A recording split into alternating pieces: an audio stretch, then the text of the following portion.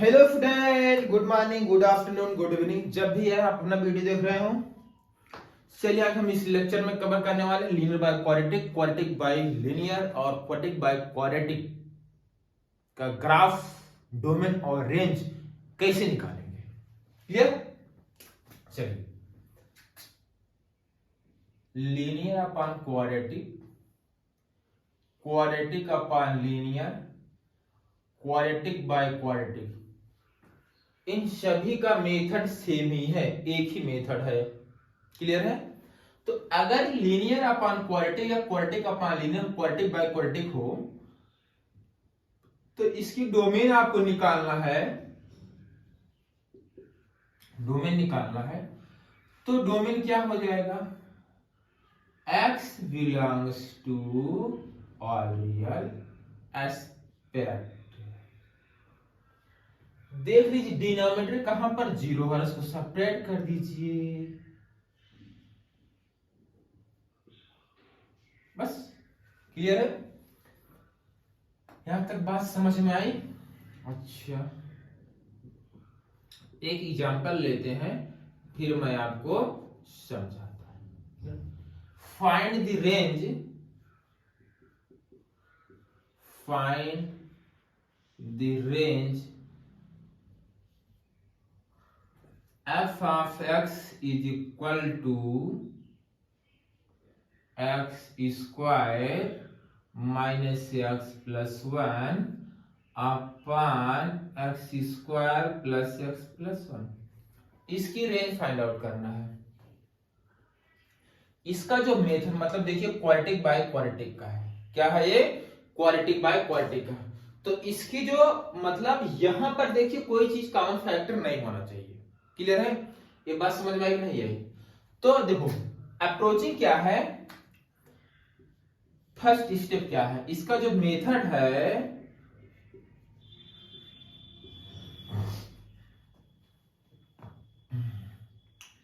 y is equal to, आप इसको लिखें x square minus x plus 1 upon x square plus x plus 1। इसको आप लिख लेंगे, ठीक है ना?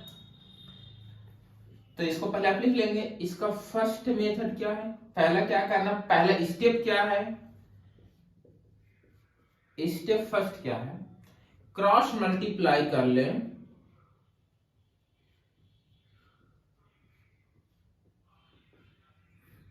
क्रॉस मल्टीप्लाई कर ले, इसको क्रॉस मल्टीप्लाई कर ले, ठीक है। And all term in one side, सभी टर्म को एक साइड में कर ले। क्लियर है? सेकेंड स्टेप एक साइड कर लेंगे। अब आपको करना क्या, मेक क्वाड्रेटिक, मेक क्वाड्रेटिक बनाना है, ये equation quadratic equation in term x में क्वाड्रेटिक क्रिएट कर लेना है। थर्ड स्टेप क्या है स्टूडेंट? थर्ड स्टेप क्या है, क्वाड्रेटिक हो जाएगी, d ग्रेटर आर इक्वल 0 कर देंगे। एंड फोर्थ स्टेप है सॉल्व फॉर y, y के लिए सॉल्व कर लेंगे। तो जो y की वैल्यू आएगी वो क्या हो जाएगी, रेंज हो जाएगी। यहां तक चमका? यहां तक चमक गया? किसी स्टूडेंट को कोई डाउट? कोई डाउट है? देखिए यहां तक आपको बात समझ में आ गई। और एक बात है, ये क्वाड्रेटिक बाय क्वाड्रेटिक है। ये मेथड जो मैंने ये बताया, जो आपको एक तरीका मैंने बताया, ये वहीं पर एप्लीकेबल है जब न्यूमरेटर एंड डिनोमिनेटर कोई कॉमन फैक्टर ना हो। ठीक है ना? इसका और इसका कोई कॉमन फैक्टर नहीं होना चाहिए। तो मैं कोपचे में लिख दूं, दिस मेथड only work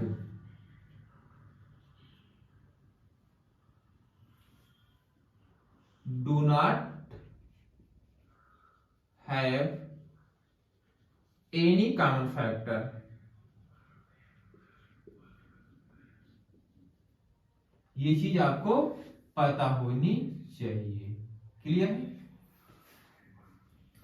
ये मेथड तभी एप्लीकेबल होगा जब इसका और इसका कोई कॉमन फैक्टर ना हो।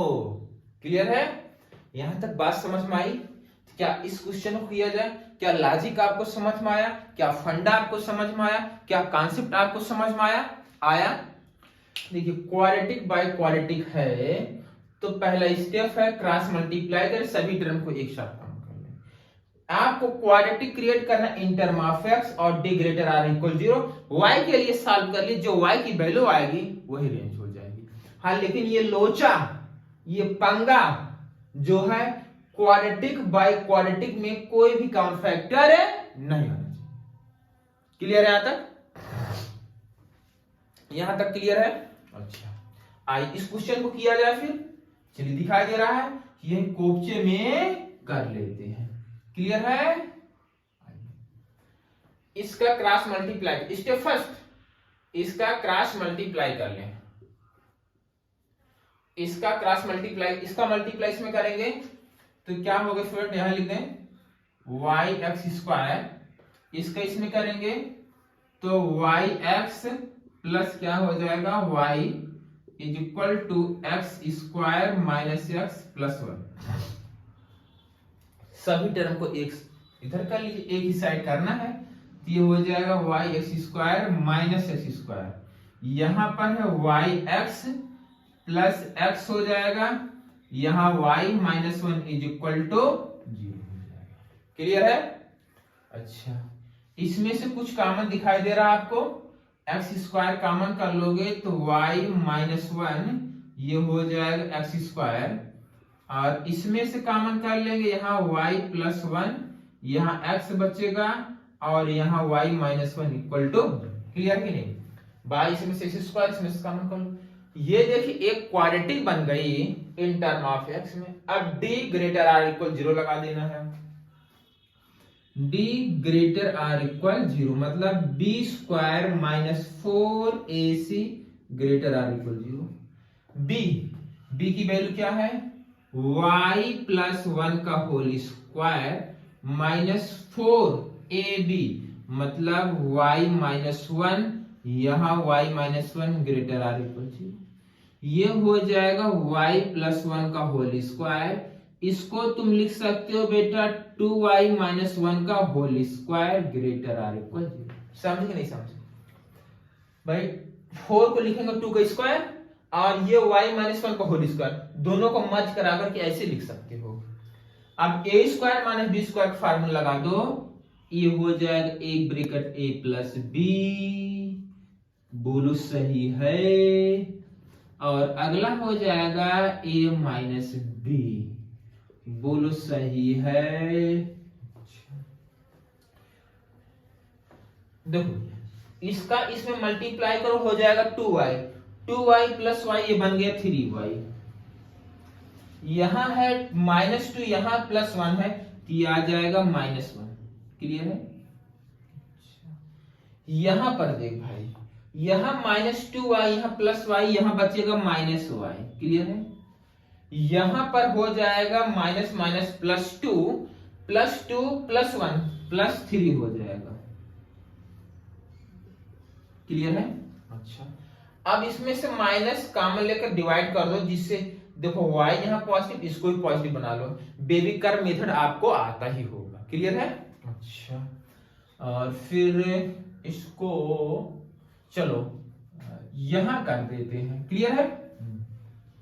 ये हो जाएगा 3y माइनस 1, माइनस से माइनस कॉमन ले लो, माइनस से डिवाइड कर दो, ये हो जाएगा y माइनस 3, माइनस से मल्टीप्लाई करने पर इनइक्वालिटी का साइन चेंज हो जाता है। क्लियर है? और फिर यहां से भैया आएगा क्रिटिकल पॉइंट 1/3 टर्निंग पॉइंट आ जाएगा, बेबी का प्लस माइनस, आपको नेगेटिव चाहिए इधर मिलेगा, और यहाँ इक्वल का साइन है तो ब्लैक बॉर्ड, तो y की वैल्यू आ गई 1/3 to 3, ये तुम्हारा आंसर, ये रेंज हो गया। क्लियर है? क्लियर है? चमका, समझ में आया? नोट कर लो। चलो student, next question, find the range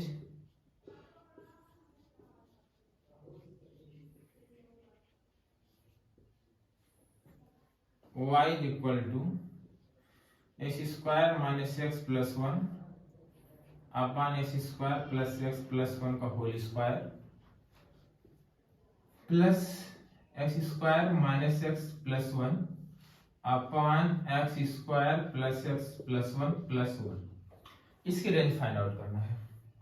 ठीक, देखो इसको लेट कर लो, ये जो दिख रहा है उठपटांग, let x square minus x plus 1 upon x square plus x plus 1 को मान लो टी, और अभी आपने इसकी वैल्यू निकाली थी, जो टी आया था वो 1/3 to 3 आया था।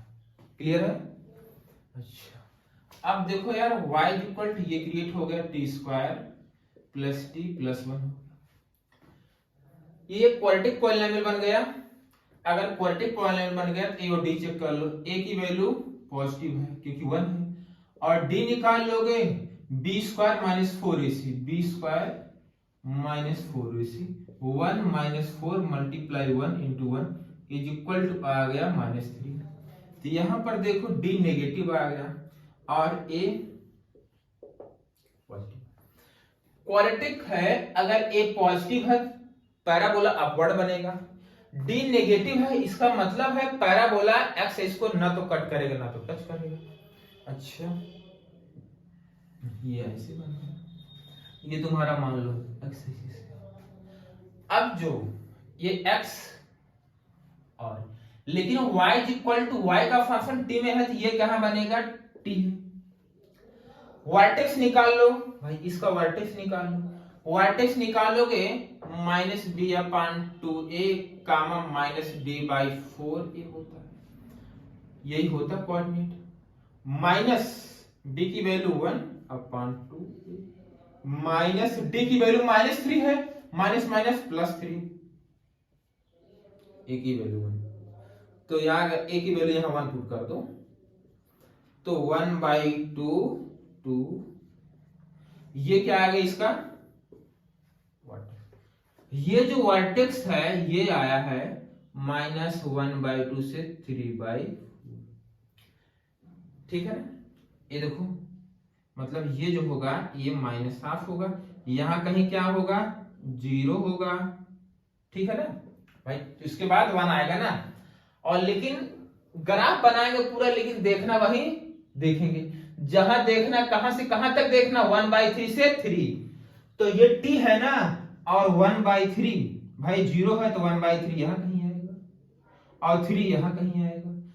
तो ग्राफ बनाएंगे पूरा ही, लेकिन ग्राफ सिर्फ आपके काम का सिर्फ इतना ग्राफ है, ग्राफ बनाएंगे पूरा, लेकिन जो रिफ्लेक्शन दी गई है t होगा 1/3 से 3। अब इतने ग्राफ में मिनिमम वैल्यू कहां मिलेगी, यहां मिलेगी, मिनिमम वैल्यू यहां मिलेगी, और मैक्सिमम वैल्यू कहां मिलेगी, 3 पर मिलेगी। तो y की मिनिमम वैल्यू ये y है, अगर y की मिनिमम वैल्यू चाहिए t इक्वल टू 1/3 मिलेगी, तो 1/3 यहां पुट कर दो, तो 1/3 का स्क्वायर प्लस 1/3 प्लस 1 हो जाएगा, ये मिलकर बन जाएगा 1/9 प्लस 1/3 प्लस 1, एलसीएम ले लो 9, एलसीएम आ जाएगा, यहां 1 प्लस 3 3 जा 9, 3 यहां 9 हो जाएगा, ये हो गया 13/9। और मैक्सिमम वैल्यू 3 पर मिलेगी, तो y जो मैक्सिमम होगा वो 3 पर 3 यहां पुट कर दो, 3 का स्क्वायर प्लस 3 प्लस 1, 3 3 जा 9 प्लस 3 प्लस 1, ये हो गया। तो y की रेंज निकल कर आ गई, y की रेंज निकल कर आ गई मिनिमम टू मैक्सिमम 13/9 to 30। क्या चमकाया आपको? समझ में आया?